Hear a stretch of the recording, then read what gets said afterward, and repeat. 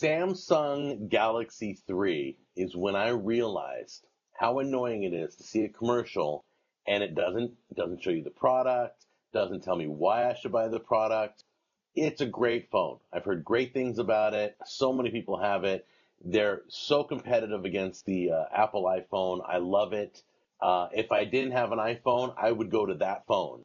But the Right. problem is, and I did a joke on this, the problem is that you watch any of the Samsung commercials about standing in line or holding your phone with your girl together, they're touching. They never once show you the screen, show you how the apps work. Apple is the master of that. And so many commercials are like Samsung Galaxy 3. You watch the commercial, you go, what were they advertising? Right. Geico is a perfect example of that. They've gotten so much into their quirky little commercials and that you're like, really? What? Really? Let me ask the question. Why should I go with Geico? Well, is it cheaper? Is that the only thing that it is? It's just cheaper?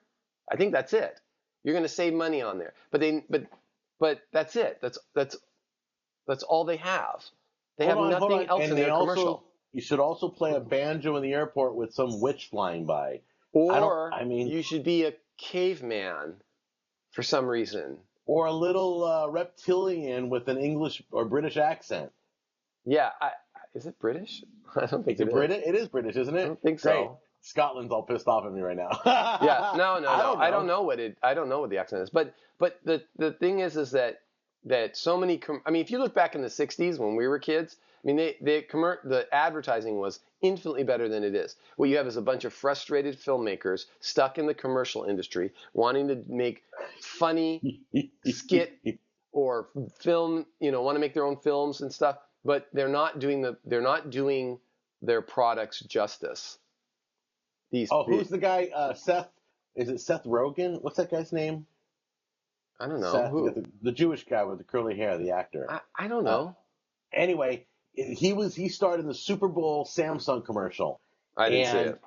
and it was like, still, you have yet to show me why I need this phone. You've yet to show me the screen and what it really looks like to do something on the screen. Yeah. And how fast it is and how smooth. All right, how car good commercials. the picture taking is. Car commercials, right? When I buy a new car, right? I just got a new car recently, right? And I brought it over to your house, and I'm like, oh, check out this, and look at this, and this great. Look at how this does this, and it's all the little features and stuff, because they all have wheels and they all drive, and and they all have generally the same stuff. They all get you from point A to point B. It's the differentiating factor is the ride and the amenities, right? And that's what you show someone when you get a new car. You look at all the car commercials. They're showing you how to drive that car in a way you'll never drive it. In fact, they tell you, drifting. Yeah, drifting. Do not do professional driver. Most of the time it's all computer graphics anyway. So you're taking your product, you're showing me how not to use your product, and that's going to make me want to buy your product. No, show me the features. Show me in a way that you would show me your car. And I saw right.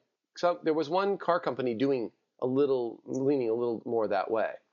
There's two things you want to do. You want to tell me why your product is better than your competitors, and you want to tell me how it can make my life better, how it applies to me, right? You have to create reasons why I would want to use it, or scenarios. You put the viewer in that scenario of when that product is best used, and you show that. If you don't do those two things, I'm never going to buy it. When I buy something, it's because when you look at something, here's a widget, right? Why should I buy this widget? Oh, because then I can do this with it, or it solves this problem, or I need it to do X, right? It always solves some problem for you. Anytime there's a funny commercial and everybody's, oh my God, that's great. Yeah, I wait till it goes away. Yep. Yeah, I always ask. Yep. I wait till it's off the screen and I'm like, that last commercial you just laughed at, what were they advertising? I would say 80% of the time they go, I don't know, was it for some mop, or was it for some air freshener? Was it a beer commercial, or what was that? Right. And now everybody's going to go watch TV now. They're going to be like, yeah, this doesn't really tell me why I should use. Mr. Clean, bubbles, and you're like, really? None of that stuff's happening. So why don't you tell me the real deal? Show it to me. Show me why I should buy your product. Okay, here's one. Here's one the way they did that. I don't know if you saw this commercial. It was about the guy's like he needed some toilet paper. It's like, hey, I need it, and the wife throws it at him, right? And it's like hits him and it puffs into a million little tiny little feather, almost like feathers. Some toilet paper's too soft, some's too hard, and you never saw that one? Vaguely. Now it sounded familiar. Yeah. One's too hard. I think it like took away half his hair or something like that. That's a good commercial. It's saying like there are different attributes to this product that you can buy, and some are too hard and some are too soft, and ours is right in the middle. It's just right. And or the bears, right? The Charmin toilet paper for the bears, right? There are some people doing that where they're really trying to differentiate and say these are the Apple's the best. Apple is the best. You think so? I think so. They hold the phone up. They go, look, you touch right here. Look, I can do a panoramic view. Look at that. Look at all the kids are in the picture. That's it. Goodbye. And that's it. They have mastered showing you what their phone does, or with the orchestra.